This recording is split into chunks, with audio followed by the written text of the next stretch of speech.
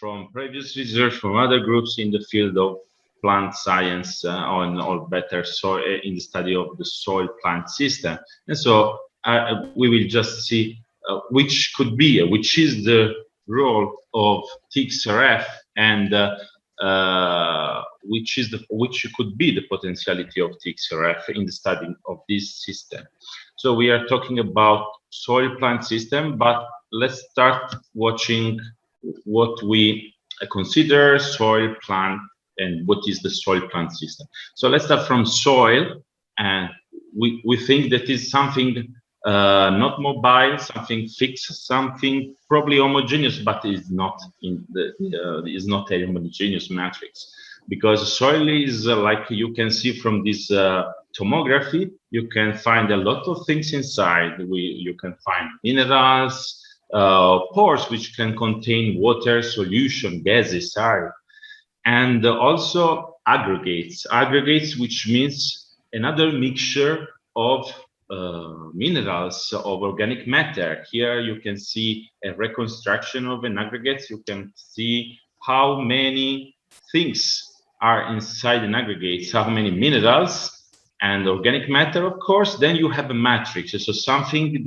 if you magnify this portion, we can see that inside we can see organic matter, further organic matter, other clay minerals, other things.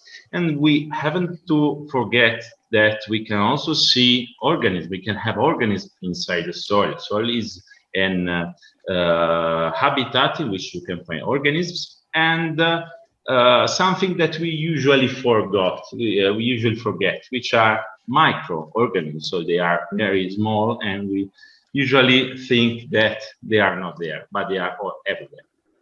So this is just for soil. Let's see what is plant. So every one of us know that plant is can do photosynthesis, so it's important for the carbon dioxide sequestration and then fixation. And of course, you have photosynthesis, respiration, but it means that you have multiple interaction between plant and the other systems like hydrosphere, atmosphere, and the biosphere, of course. And from it is made of different kind of cells, tissue, and organs, which means that there are, from analytical point of view, you can see different sample matrices, which is you can have sepsis, so fluids, you can have powder part fibers, you can find some portion richer in silicon, other with less silicon. From an analytical point of view, it has a difference. And of course, this, if we consider them on the one side soil and from the other side plant, but we are talking about soil plant system, so we have to consider them together. And when we consider them together, we study both the exchanges of both materials, so chemicals, in our case minerals, but also organic compounds, hormones, other things, water, but we have also the exchange of energy among the two systems. We will not focus now on the energy. We are interested in the minerals, but why every morning I wake up in the morning and go in the lab to study the soil plant system? Or me or other scientists do this. We do this because we would like to understand better, to study better the plant physiology, which can give you information about the nutrition of the plant, and also the fortification, which means that we can improve the concentration of some micronutrients, like, for example, iron, zinc, inside the plant. And so it is important also for nutrition of for our food. Then we have to study also the soil plant system to understand which could be, or how there could be improved the synergy with other organisms, and also the competition. So it means to help the plant to fight pathogens, because using via the studying of soil plant system, we can help the plant to fight against pathogens. And of course, for food security and understand which could be the process which help the plant not to include some toxic elements. In fact, we have to study the fate of these toxic elements from the soil to the plant, and how the plant can help us also in the remediation. And so in the phytoremediation, phytoextraction, mobilization, immobilization. So these are quite all the objectives, and probably we can find also other objectives where that explain why we have to study the soil plant system, and which could be the role of TXRF in the study of soil plant system. Let's start from the two characters of this system separately. So let's start from soil. And of course, a first use of TXRF is in the full elemental characterization of the soil. So we need to understand which kind of elements are inside the soil: micro, major, minor elements, trace elements. And this was done for the first time by Towet in 2013, and he tried and developed also a method to analyze soil via the use of TXRF, and in particular of suspension.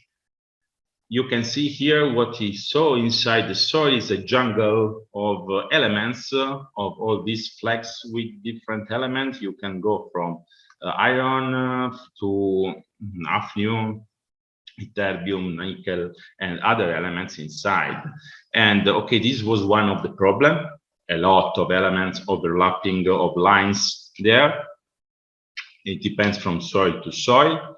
And one thing he couldn't neglect was the matrix effect. And for this reason, he needed to adjust, recalibrate the sensitivity using ICP-MS data. So he used 15 soils to calibrate and analyze them via TXRF and ICP-MS. And then, comparing the data, he recalibrated the sensitivity of the TXRF. Then he tested, validate the system, the method on other 20 soils, and he had a good agreement, good results for both light elements like aluminum, potassium, titanium, calcium. He couldn't detect, of course, sodium and magnesium with the system he had, and also good agreement, good results for high Z element. And of course, some problems could come from the detection of some element which is overlapping. So, for example, the cobalt K alpha line, which overlap the iron K beta, and you know that in soils, iron has a high concentration in percentage. We can find iron in soil, and while cobalt is a trace element, so he couldn't detect and quantify in correct way cobalt. And the same problem could be also for zirconium, where of course using a molybdenum source is quite he couldn't detect and then quantify correctly zirconium there. But he developed the method, and then he applied. So how we can use this method now? And this was important in the work of Towet, because he studied African soils. And African soils are not deeply investigated. We need information about African soil, and uses this data using PCA to understand the provenance of this soil, so the parental rock. So in the first moment, understand which element is connected to which kind of minerals, and then he recognized the different sources of the soil, but the different parental rock. And in a recent work, together with the group of Illier, in this work by Butler, they combine XRPD, so diffraction, powder diffraction, with TXRF to clusterize soil, African soils. and they saw that via using the mineralogical information, they can have 9 clusters, each cluster characterized by some minerals. And what they discovered also that minerals influences also the elemental concentration. But in particular, if we see here, expandable dioctahedral minerals can contribute to calcium and potassium content of the soil, so they are important. And of course, here unfortunately we don't have the information about sodium and magnesium, which remain are 2 very important elements for both plant nutrition but also soil characterization. We don't have this information, but thanks combining X-ray powder diffraction with total reflection X-ray fluorescence, they can also understand the parental rock, which kind of mineral is connected, or group of mineral is connected with the elemental composition, and so reconstruct the history of the soil. And but we have talked about elements in soil, and one of the properties that the soil has to is studied on soil is the cation exchange capacity. And 2 factors are important in a soil for the cation exchange capacity. 2 materials are very important. One is organic matter, and the other is clay. But to extract organic matter, you need a lot of chemicals. So for the extraction, so it means contamination. So you put inside potassium, iodine, other elements which also affect the quantification of the element taken from the organic matter. While for the clay, we just use water to extract clay. So we put things to develop the method also for the quantification just clay. Why clay in soil? Because the quantity of clay, the amount of clay you can find in soil is very low, and the procedure to extract clay from soil are very long. If you think that from my PhD thesis, and it wasn't, it was a clay sediment and not a soil. I did this sedimentation for months. Let's think what you have to do to obtain a good amount of sample from soil.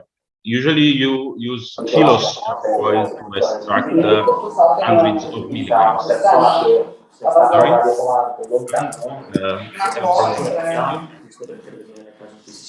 Hundreds of milligrams. Sorry? There is a problem with the audio.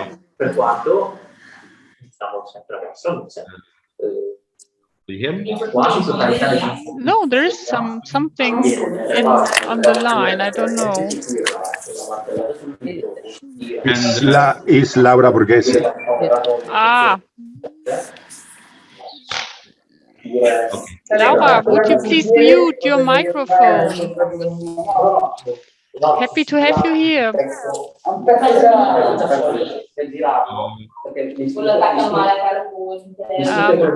I don't know, Jasna, maybe you're the host, can you mute Laura? I know that's not polite, but anyway, so it means that we have in this case to process a very huge amount of soils to extract hundreds of milligrams of clay. So what we decided to develop this method for the analysis of clay, which is connected with very small amount of clay. But the problem, okay, we extract clay. Now, which kind of sample preparation there?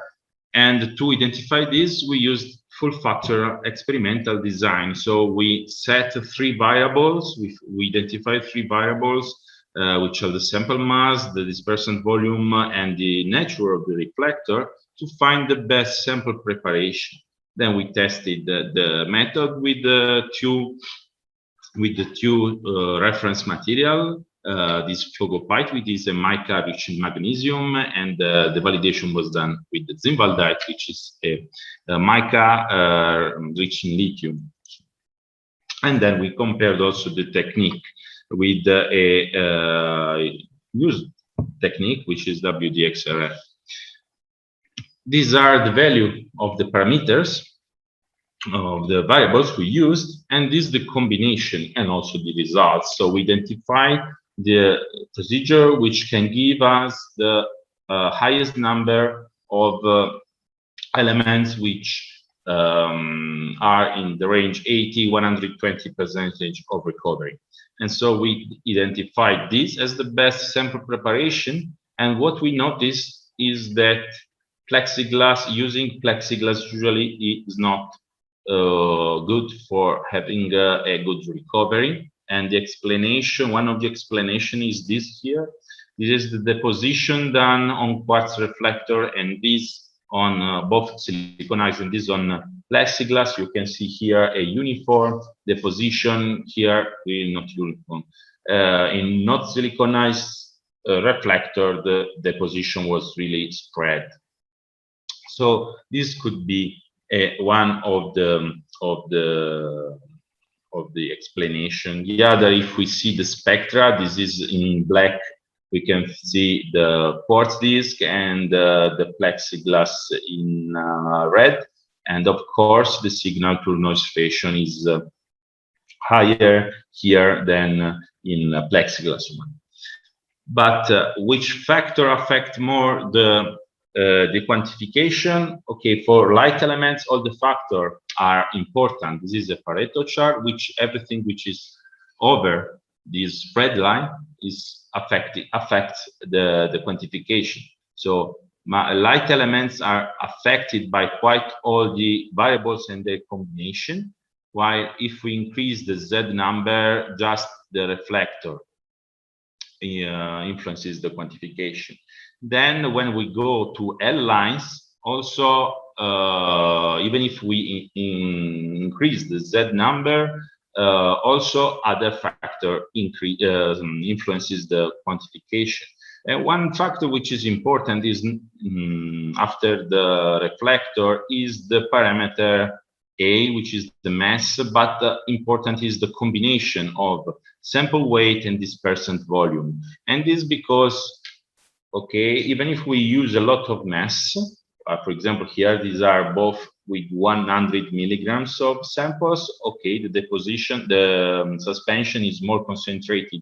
In this case, that we use 2.5 milliliters of Triton, and here 5 milliliters of Triton, and the deposition we have here is of course thicker than here. We are here in lower than maximum 10 micron of thickness of the deposition. So then when we observed this, we tested this, we validated the technique, and the results of the recovery are quite good for all the element, with the exclusion of these three elements, which has problem for this standard because the deviation of the certified value is very high. And of course, for silicon, we are using a siliconized, we are using a quartz reflector, so a high variability of the silicon signal, also quantification. And for aluminum, we had the problem, which here we can see a lot of potassium. We have the potassium escape peak, which overlap the aluminum, but also the rubidium here is very high L lines, which overlap the aluminum K alpha. And this is the comparison with WDXRF, and what we saw here is that they are quite similar. In fact, here that magnesium is not quantified by TXRF, is wrongly quantified by WDXRF. The concentration was very low inside this sample, and also here that calcium was wrongly was underestimated with TXRF, was not detected by WDXRF, also because in this case calcium was very low in concentration. But the great absentee of this system, of this method, is a very important element for clay analysis, which is sodium. With this method, we can't analyze sodium, but we can analyze small amount of sample. And this is very important for soil analysis. But soil, when we talk about soil, usually we talk about pollution. Fortunately, not so often, but soils could be polluted, and in particular for mining soils. But now we have also urban soils, we have agricultural soil, and the pollution, and so the presence of potentially toxic elements inside the soil has to be detected, quantified. So we need to know how much of a potential element, potential toxic element is present in the soil. But what is important is to understand the bioavailability. So we can have also a soil rich in heavy metals, but if these heavy metals are not mobile, there is no problem. So usually to study bioavailability, we use sentinel organisms. For soil, usually the sentinel organism used are earthworms. One of these is Eisenian ray. And to estimate the bioaccumulation, so the bioavailability, usually you go through a complete digestion of the organism. So this means that you have to kill some earthworms to study the bioavailability of a metal, or heavy metal, a toxic element anyway. So we performed this study on arsenic polluted soil from different sites in Italy. And then we would like, what we saw in the first moments was that arsenic doesn't accumulate everywhere in the earthworm. So we see that arsenic is found along this line. So it is compartmentalized here. So you can find here, here. These are sections. So we could imagine also a mobilization of the arsenic during the embedding. So we asked to the XMI group of the University of Ghent to acquire X-ray tomography on the earthworm, just that earthworm there. And what we saw was the same. Arsenic now in green is compartmentalized here, so in this rim.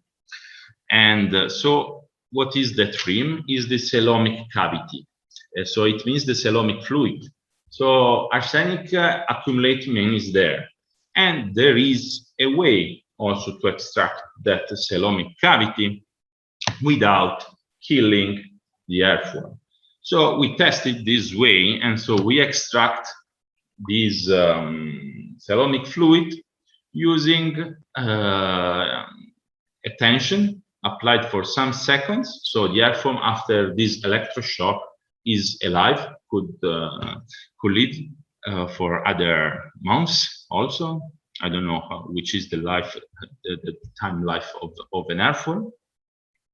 And we collect this coelomic fluid, which was so poor. So we have 50-80 microliters of coelomic fluid. So we thought to analyze them with TXRF, and so we tested the technique. These are the spectra, the XRF spectrum. And here you can see the dilution. We just apply a dilution, so no digestion of the sample, so very simple sample preparation. And comparing the result with ICP-MS, we see that the results are quite are good. This is for polluted soil, and what we see for unpolluted soil, because this is the legislation limit of 20 ppm of arsenic in the soil, we see that the arsenic extracted is comparable with the limit of quantification. So this is the limit of detection, 0.2. So 0.7, 0.5 is quite close to the limit of the quantification, but it is in an unpolluted soil. So it is expected that the arsenic would not enter inside the organism. So the technique was tested and was good. So arsenic could be quantified in coelomic fluid, and then we applied for environmental tests. And here, total arsenic in this is the total arsenic in the soil. And this is the arsenic in the air form, so after whole digestion. And here after, and this is in the coelomic fluid. What we can see that the observed trend is the same. So the arsenic, the coelomic fluid can be used instead of the total arsenic analysis in the air form as a bioindicator of bioavailability of arsenic. So this is for the happiness of the air forms. But another way to another sentinel organism can be plant. And this is another case of study we did, we are still studying now, and we have these two contaminated soils of chromium. So we have chromium in this soil, and the contamination was due to the spreading of ternary sludge in these agricultural soils. These are agricultural soils, wheat is still seeds and so harvest there. And since it is an agricultural soil, it goes under an agricultural practice. Agricultural practice, which means also to fire the residues of the harvesting in the field. So here in the soil, we found that quite all the chromium is chromium-3 and is not mobile, is stabilized also. But what occurs when we fire? So our question mark was what's up on chromium, and in particular if this chromium is bioavailable. So if it changes oxidation state, or if it goes and if it is bioavailable. So we artificially burnt the soils in the oven, and at 3 different temperatures, which are close to the one used in the field for agricultural practice, usually for burn harvested or residues, plant residues in the field. And we perform a sequential extraction of the soils, and we found that this is in step 1, of course, is the most mobile fraction, and the residue is the less mobile fraction. And we can see that a small part of this is mobile, but if we talk about the amount of this chromium, which is mobile, step 1, is not so low. So an important fraction is mobilized after the burning. We would like also to know which component, so which part goes into the plant. And so we use this system, which are called rhizotest. If you are interested here, there are some links where to find the rhizotest. And they consist of this box with the nutrient solution, and here a nylon membrane where you place your soils, and here another membrane of nylon where you can find the roots of the plant, which are keeping contact with the soil. Is a way to study also the rhizosphere interaction. And this was done in collaboration with the University of Bozen, with a group of Professor Stefano Cesco and Professor Tania Mimmo. And how it works, so you leave your seeds in the nutrient solution on this nylon membrane for germination. Then you change the nutrient solution and let the plant growing for 14 days. And after 14 days, you move this plant into the rhizobox, rhizotest, sorry, and leave the plant for 8 days in contact with the nutrient solution and the soil. In this case, we use the burnt soil. So this is the experiment set, and this is one of the plant, which is wheat, because we had to study wheat in that case, which I told you is an agricultural soil. And after the harvesting of the plant, here you can see the roots part and the shoots. And once we weighted the samples, we found that they are 100 milligrams for roots, and this is the highest weight we have. And this is 400 milligrams for plants. So it is also difficult to have to process the sample because we have very low amounts. So we have also to grind these samples.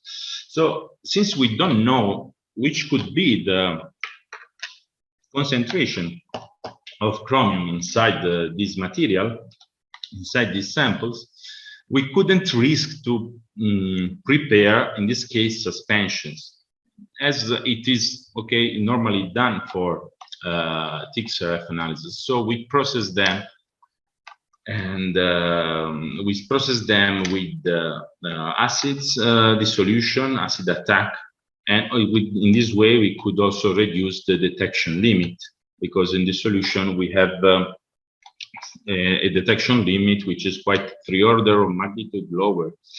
So so this is the procedure. We had 150 milligrams of samples digested in using hydrogen peroxide and nitric acid, and then we, in the solution, on 1 milliliter of solution, we add the internal standard gallium. But when we would like to study plant, and if some micronutrient or toxic element enter inside the plant, one of the system could be very useful, and in which TXRF can play a very important role in this study, is the use of xylem salts. Xylem salts are rich in micronutrient, micronutrient also, and can be collected in different ways. So it depends on the plant. You can have, for trees, you can collect a high amount of xylem salts. But for this kind of plants, for example, you don't have a lot of samples. And for preliminary studies on xylem salts were done by the Hungarian group with Viktor Mihuns quite 20 years ago. And what they did, they analyzed, they would like to understand the nickel concentration of inside xylem sap, and how this nickel is connected with different fraction of the xylem sap using extracted after size exclusion HPLC. So they perform the extraction. They analyze both the xylem sap, the entire xylem sap, and also the content of nickel after the extraction and the separation with HPLC. And so they were able to quantify also both nickel inside the xylem saps and also other micronutrients like zinc, iron, copper, manganese. And it's very important because you have very low amount of this sample. It's quite difficult to treat. But other experiments on xylem saps dealt with the speciation of these elements, and this was done at the ASI lab at the synchrotron in Hamburg, where they studied they tried to speciate the arsenic inside xylem saps, and you can see very low amount of arsenic inside the sample. And the first things to test was if there were a reduction of the arsenic from 5 to 3, if it was stable during the experiment. So the xylem sap was extracted, then was deposited on the quartz reflector, and then dried under vacuum. And to avoid oxidation reduction, it was kept in an argon atmosphere before the analysis. And the analysis was led under vacuum. So with this, you can see that no reduction, oxidation, so the samples remain stable after the measurement, during the measurement. And here you can see the spectra of the Cation spectra of the sample and the standards there. And at the end, it was possible also to investigate to speciate the arsenic in xylem subs. The majority of this is 3, and of course, the 3 form is more hazardous than the 5 form of arsenic. So it was very important. But what is my experience with the xylem subs? So you know that in my region, in Puglia, southern Italy, we have a problem with olive trees, and in particular with Xylella fastidiosa. Xylella fastidiosa is, people think that it's a mosquito, but it isn't a mosquito. So it's the bacteria who lives inside the mouth of the mosquito, and so it is poured inside the phloem and the xylem here in the base, the vascular system of the plant, and so it doesn't allow the grew of the plant, so you have the death of the plant. And so one of my colleagues from the university asked me, we had this small dialogue, so they asked me to collaborate with them in this research, to help them in this research, and we have this kind of discussion. So if we have a small amount of sample, okay, let's do with TXRF. So I would like to know the elements, and it was fantastic, but they forgot sodium and magnesium. So we did the analysis, part of the analysis with TXRF to determine some elements inside the xylem subs. It were just hundreds of xylem subs there, but we have to couple them with another technique. So for the entire ionomic understanding of the sample, in particular, this is important for physiological studies. We continue needing another technique, because sodium and magnesium are important for the plant, for this kind of study. And we need to combine 2 techniques at this point. But the problem is that if I have to prepare the sample to analyze sodium and magnesium with the ICP, why I need TXRF? In this case, I could do all the analysis of the elements with ICP at this point, because anyway, I have to do dilution and the things. So this was really, in this case, it was really a problem, because you can have a whole view of the samples, a complete understanding of the physiological state of your samples of your plant. This was just to put a question on this. But as I told you before, don't forget the microorganisms.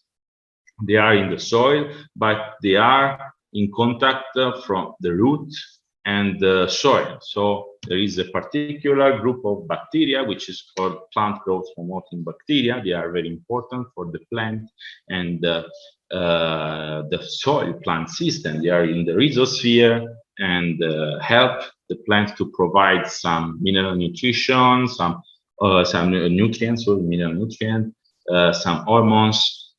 They protect the plant against the pathogens, so they have a lot of roles here. And we, in a study we did, we extract some of these plant growth promoting bacteria from soil. We found quite 80 different species of plant growth promoting bacteria inside, but we would like to understand which one is good for zinc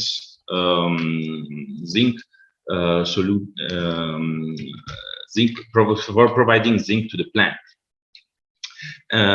So because zinc usually is found in not so mobile forms. So we grew these bacteria in this kind of medium, and we had 3 different not mobile forms of zinc. We have zinc oxide, phosphate, carbonate, and for a final concentration of zinc of 0.1%. To see which kind of bacteria could mobilize zinc, usually a test on Petri dish is done. So in this medium, you can put one of these zinc 4, and then you have this clear part.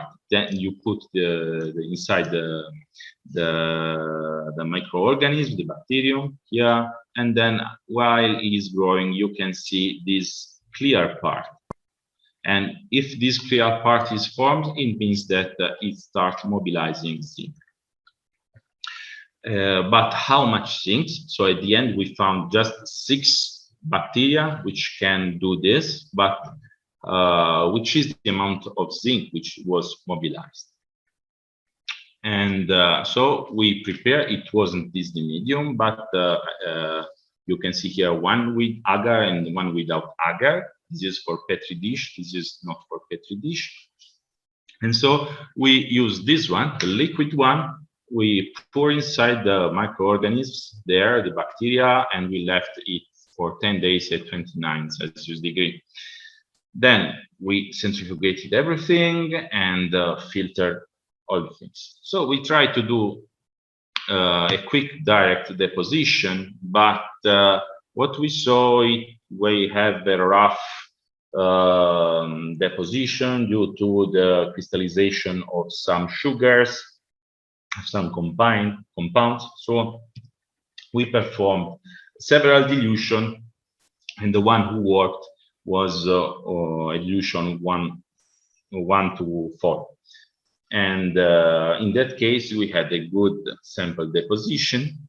And this is one of the spectra we obtained from the most concentrated medium. And these are the results. And what we found was that these 2 bacteria can mobilize zinc, but the best performance are obtained at pH 9, 10. So it is very important because zinc is not mobile in alkaline pH. In alkaline soil is quite not mobile. And have a bacteria who can mobilize zinc in this kind of pH is very important because it can provide zinc to the plant. And so it was very important. We can do this with TXRF directly on the medium without any other kind of sample preparation, but just a dilution. In conclusion, we can see that TXRF is a useful tool for the studying of soil plant system. And in particular, when we study microsamples, when we would like to avoid long extraction procedure, thanks to the clay extraction, or when we would like to reduce the use of chemicals, which could be hazardous, can produce wastes also. We have to think also how to reuse these wastes also. So, and also to speed up the sample preparation. And for heavy metals, for the study, for environmental study, which are focused on heavy metals or potential toxic elements, the bioavailability is also very useful. It has good detection limit in that range of metals, of elements. So it gives a lot of help in this kind of studies. However, for a whole ionomic study, it is important to have sodium and magnesium. And so for physiological study, it's really important to have them and to detect them. And as I told you before, if I have to prepare the sample for ICP for that elements, at a certain point, I have to decide if you have to have ICP and TXRF, or only ECP or only TXRF. So it's something that it should be debated at this point. But fortunately, from the last talk we saw in the journal, in TXRF journal Club, a probable solution was given by the group from Vienna, so we can detect also light elements with TXRF in particular condition. So there is the possibility also to improve the system, the spectrometers. And after this talk, I would like to thank Professor Solaficien for inviting me, but all the ENFORCE-TXRF course section, in particular Borghese, who helps really us in creating network, share our research, and find collaborations and so on. So, I have to say thank you also to all my colleagues with I work at the Micro X-ray Lab, and all the people and the research groups with whom I collaborate for my research and our research, and of course you for your kind attention. So, thank you very much. Thank you so much, Ignazio, for this beautiful talk and the comprehensive overview on the plant-soil interaction. I think we can and before we start with the discussion, I've posted a link to a survey into the chat. Only a few questions. If you feel comfortable, please answer these questions, which helps us to improve this journal club. Okay, other questions? Yes, Ursula, I have a question. Can I? Please go ahead. Yeah, okay. So first, congratulations, Ignazio, because I really enjoyed your talk. Thank you. Yes, I have a question regarding the determination of Chromium 6 specifically, because I think that you comment that you use a IPA method, isn't it? Yeah. But you mean this is a spectrophotometric method, or which one? Yeah, it's a spectrophotometric method. Yes. Okay. So we didn't analyze Chromium 6 with the TXRF. Yeah. And so we use the spectrophotometer method there. Okay, because now with a student, we have developed a method, a microextraction method that is quite simple.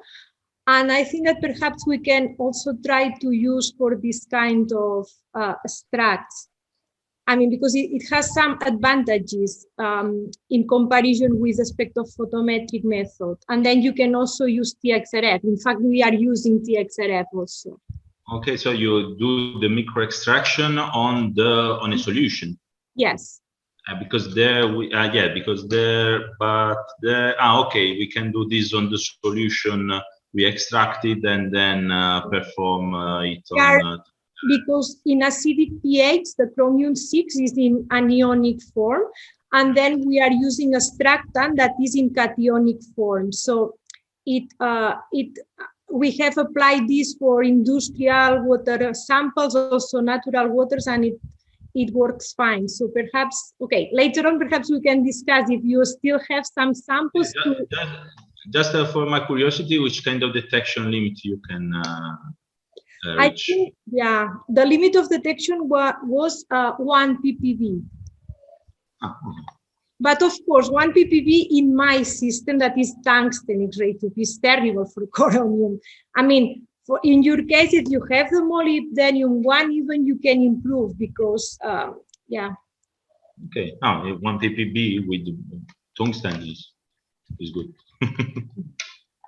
Okay, thank you. Okay. Yeah, I also would like to make a comment. Of course, I'm very happy after spending, I think, nearly about 35 years with the TXRF of light elements, that I hear that the measuring light elements with TXRF is very important. And of course, we are very interested in collaborate on this topic with you. As you know, we have several spectrometers which are able to measure light elements with TXRF, and I hope we have the chance to test the systems on your samples. Yeah, thank you very much. Yes, the light elements, in particular in this kind of samples, usually it has quite no sense to give all the elements without sodium and magnesium when I have to do a physiological study. So my question, and this is also a provocation for the TXRF community, my provocation was, if I have to use ICP-MS or ICP-OES to study sodium and magnesium, and then TXRF for the other elements, I can do everything with ICP at this point. Mm-hmm.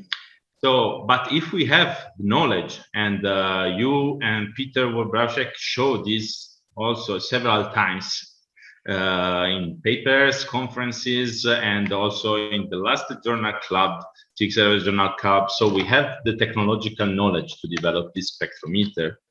We need to improve this if we want TXRF is really an advantage and a useful instrument in the study, also for physiological studies, for overall characterization, but in particular in physiological studies.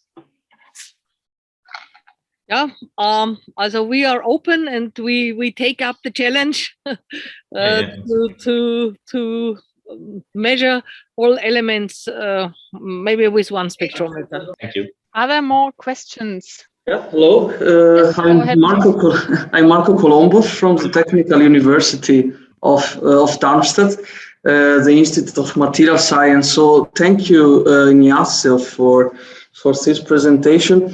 I was wondering, in the beginning of the presentation, you showed that you found some problems with matrix effects, and also in another slide with overlapping peaks and these kind of things. I was wondering whether they were really a problem. How did you overcome them? Maybe you could comment a little bit on this.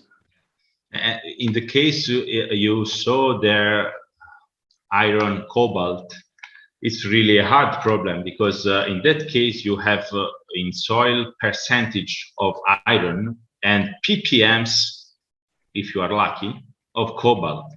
So in that case, you couldn't see the K line in any way of cobalt. So also when you found some famous overlapping, or like titanium and barium, or arsenic and lead. Anyway, when also titanium in soils are in percentage, while barium is in ppms. So it's a problem. Also the overlapping arsenic lead is a problem, but then you can use also, you can try with the fitting, but then you can use also the L lines, L beta of and K beta of arsenic and lead, if you would like to try a way to, but in that case, you reduce the detection limit. So it depends also in the content because L beta and the K beta are less intense than K alpha and L alpha. So then you reduce the sensitivity of the quantification. The detection limit is higher. Sorry. Yeah. Okay, thank you. It depends on. It depends. Yeah, of course. The particular application. I'm not familiar, of course, with soils, but yeah, you gave a nice explanation. Yeah, it depends always. Yeah, probably in pigments, if you have a combination of lead pigments, arsenic pigments, this is one of the point. We find a lot of problems as well for this with historical paintings. Yeah, of course, you have the pigments. So, yeah, there are a lot of problems in the overlap. But anyway, you can use, in that case, you can try to use the K beta, L beta. Yeah, you can try to find a solution. Thank you. Thank you, Mark. Okay, are there more questions? Maybe I have another question to the light elements, because we've been looking at plant leaves too, and we decided to also determine potassium and calcium with the AAS. And that was essentially possible because they were quite high concentrated. So we could dilute everything, but we needed actually the microanalytical capacity of the TXRF for the rest of the elements. Now, when you say you could use the ICP OES for all the elements, even if you just have a few microliters of sample, or is there some? Then, of course, if you have some microliter, what I show is that in the case I had of psyllium saps from olive tree, there aren't 100 microliters. They are 10 milliliters there. So you can dilute, you can use for ICP in that case. It's logic that when you have microliters, in that case, yes, you have to, TXRF is really a happy place where to do that kind of analysis. But if someone asks me for sodium and magnesium there, and it's important for physiological analysis. Yeah, as you told, for potassium, for calcium, I can dilute the samples also. But it is true also for ICP, also for sodium and magnesium. Also in that case, you can find a lot. So I agree with you that we can't dilute the sample for ICP for trace elements, even if in that case we have in ICP, and if we use ICP-MS more, we can have lower detection limit. So the fact that we are diluting the sample is not a problem. So I'm not an expert in ICP-MS, but we can go down to PPT. So it's not a problem in that case, the dilution. Of course, if I have a OES, IES, I have this problem of dilution, but I can bypass everything and go to ICP-MS, dilute the sample and analyze the analyte I need there. I will not have a complete view of the sample because TXRF is a multi-elemental technique, so you can have directly a portrait of what is occurring in your sample, but I can have anyway a sketch with ICP-MS and OES, and then understand which kind of elements are of interest. So the fact that I can detect with ICP-MS, for example, bromine, which has no sense in physiology for the moment, it isn't important at this point. So I can see with TXRF, but what I really need is sodium, magnesium, calcium, potassium, manganese, all that kind of element. And with ICP-MS, I have no problem in diluting the sample. Thank you. Yeah. Are there more questions? I don't see more questions. Then I would like to announce the next TXRF Journal Club, which will be given by Burkhard Beckhoff from the PTB, and that will be on Thursday, August the 26th, and it's 1:30 p.m. Europe Central Summertime, I think it is. Then thanks the speaker again. Nice discussion. Thank you for inviting me. And yeah, let's see if we hear next year or so about your endeavors into the low Z TXRF regime. Okay, then thank you all. Have a nice Friday and a nice weekend, and see you again hopefully in August the 26th for the talk of Burkhard. Okay, thank Bye. you. Again. Bye-bye. Bye. Bye. Bye. Bye.